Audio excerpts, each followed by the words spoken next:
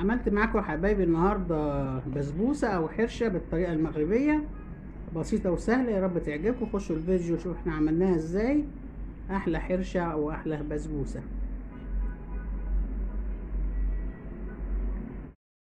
السلام عليكم، ازيكم يا حبايبي؟ عاملين ايه؟ ان شاء الله حبايبي النهارده هعمل معاكم بسبوسه بطريقه الحرشه اللي هي بيعملوها المغاربه بالظبط. انا معايا هنا في الطاجن ده او في السلطانيه الازاز دي بوله كوبايه سكر، بس انا مش ملياها قوي، وحط لها شعرة ملح، وهحط عليها كوباية زيت برضو، كوباية مش مليانة قوي، مش هحط كل زيت، هخلي حبة ادهن بيهم الطاسة. ومعايا هنا يا حبايبي هندوب ده الاول السكر مع الزيت مع شعرة الملح مع الفانيليا. انا معايا فانيليا سايلة حلوة، هحط حبة منها.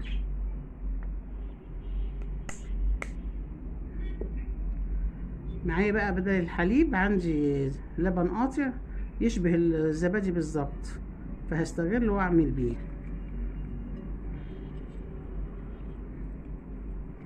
هندوب السكر الاول مع الزيت كويس.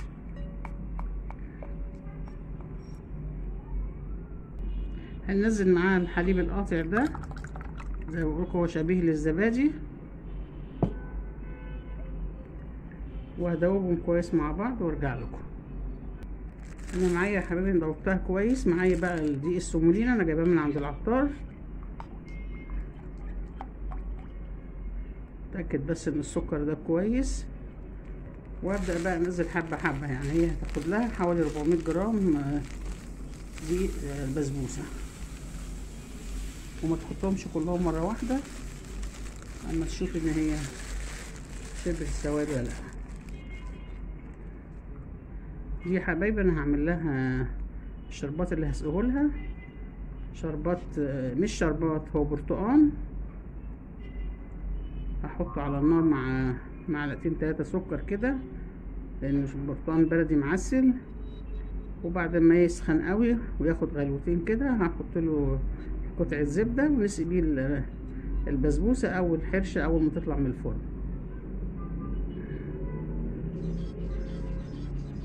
لسه عاوزين كمان حبه.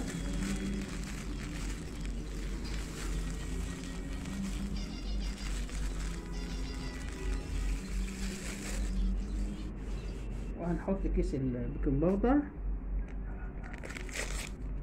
اللي احنا عاوزينها عاليه زي الكيكه بالظبط. هحط الكيس كله اخر حاجه، وادوب بقى في بعضيه او اقلبه كده في بعضيه بمعنى اصح بالراحه كده، علشان خاطر تطلع مرمله ما تطلعش معجنه.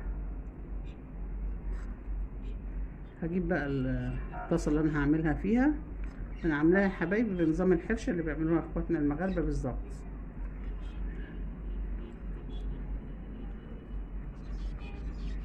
زي ما قلت لكم هنسقيها بعصير برتقال مسكر او سخن. اول ما تطلع وتهدى كده نحط لها العصير ده ونحط له قطعه زبده. بصوا السمك بتاعها هو ده السمك الحلو.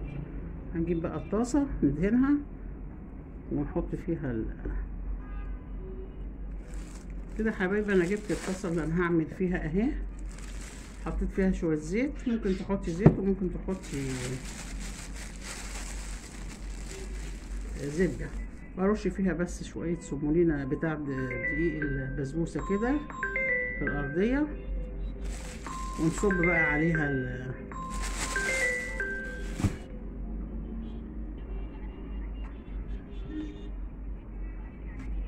اهي.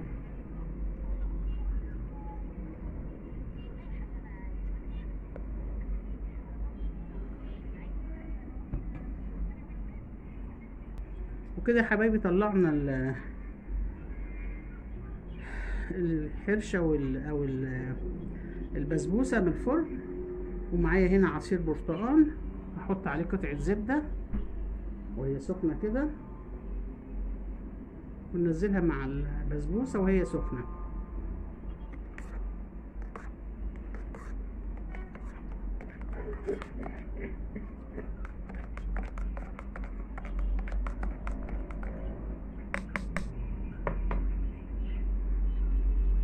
نسقيها بقى كلها كده.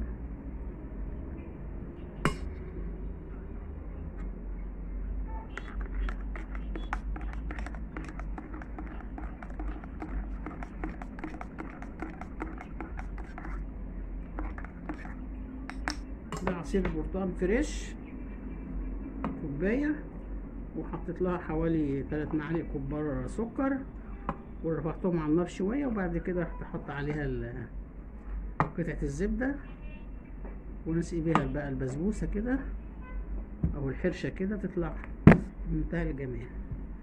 طبعا هي سخنه لسه نار، هتخلوا بالكم.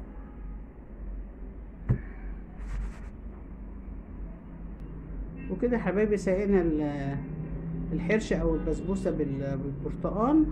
يا رب تعجبكم.